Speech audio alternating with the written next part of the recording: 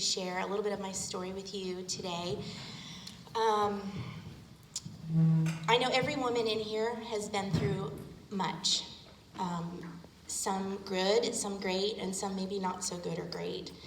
So I'm just one of you.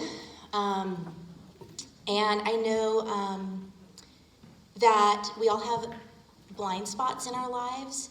So my prayer for you today is for my story just to maybe reveal that he can reveal some blind spots, because that was this story for me. That was me. I have a husband and 3 children. We've been married for 14 years. I've known him for 20. That kind of blew my mind when I did the math. We were pretty young when we met in college. We have 3 children. Benjamin is 9, and Beatrix is 3, and Lucy Jean is 2. And it basically, my story starts, we had Benjamin. He was our only child at the time. And the fall of 2014, he was confronted, presented an opportunity to change jobs. And we were suddenly in a position to seek the Lord. It was both job opportunities. The people there were like family to us. So it was a heavy decision. We loved everybody in both jobs. And so my husband took a month and a half to make this decision. And during that month and a half, we got real desperate. We had been through seasons in our life of heartbreak. We had a miscarriage at one point, had family heartbreak, and we've grieved with the Lord in a desperate way. But this somehow was a different desperation. We were seeking an answer, and there was essentially nothing that I could do or say to help my husband during this time. So he prayed a lot, and there was a lot of quietness between us. There's just nothing that I could encourage anymore. I couldn't give him insight. I couldn't analyze. I love to analyze. I love to lay it out and help, right? And there came a point when there was just nothing I could, and it hurt. It hurt to watch my husband struggle with such an emotional decision. He is a very tender man, and he loves deeply. And so this was just very different. I'd never seen him go through anything like this before.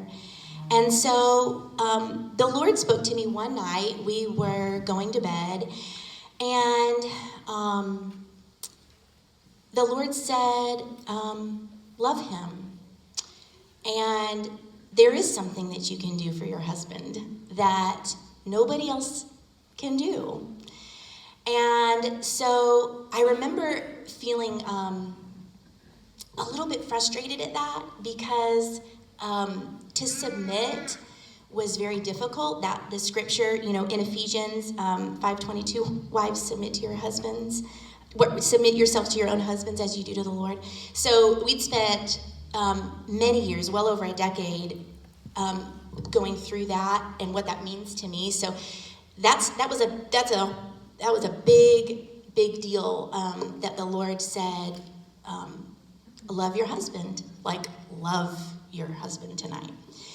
And so I didn't want to, I really wasn't in the mood, but I remembered thinking distinctly, I can just play it in my mind, this is not about you, and you need to trust me. So about 4 weeks later, this was kind of early on in that month and a half process. 4 weeks later, I found out I was pregnant. And that was a shock, because we had been trying to get pregnant for 5.5 years. And there was no apparent reason why. And we really didn't think we were going to have any more. The Lord had taken us through a few different grieving processes where we had said goodbye to that dream of having 3 kids or more. And suddenly here I was pregnant. I couldn't believe it.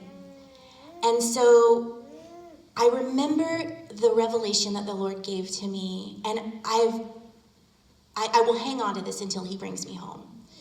was that all my life I had heard that you can't get pregnant when you're stressed. You know, that like I think we've all kind of maybe heard a version of that. Like, stress does matter. I mean, it really does. I am a believer of that affects everything. But what the Lord said was, Skye, I want you to know that it's not that you can't, I can do things when you're stressed, but I can't do anything when you aren't surrendered. And I remember thinking that month and a half, my husband and I had drawn so close to the Lord. And had I not submitted to what the Lord had told me to do that night, that we wouldn't have Beatrix. And so here the Lord gave me this tangible reminder, and I get to watch her every day. And I forget this story often. I will say that. I do. And I love to come back to it. I love to share it. And I want you to be encouraged today that I didn't submit thinking that I was going to get anything out of it.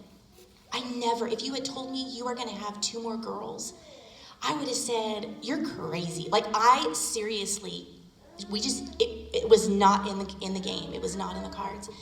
So, I just want you all to be encouraged that I don't know what submission looks like for you and your family, but I remember being at a place where I was willing to lay down my own